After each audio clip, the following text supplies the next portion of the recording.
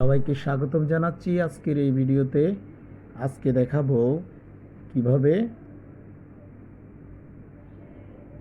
If দ্বারা exclamatory sentence শুরু হলে উক্ত সেন্টেন্সকে অ্যাসার্টিভ করা যায়। আপনারা দেখতে পাচ্ছেন ইফ দ্বারা এক্সক্লেমেটরি সেন্টেন্স শুরু হলে উক্ত সেন্টেন্সকে কিভাবে অ্যাসার্টিভ করব। যেমন এখানে দেওয়া আছে, দেখুন, if I were a player, আমি যদি একজন প্লেয়ার হতাম, তাহলে ইফের পরিবর্তে উইশ দিব। আই অর্থাৎ ইফের পরে যে সাবজেক্ট ওটা আমরা উইশের আগে দিব, দেখতে পাচ্ছেন, আই উইশ। দেন ইফের পরের অংশটা পুরোপুরি ঠিক রাখবো।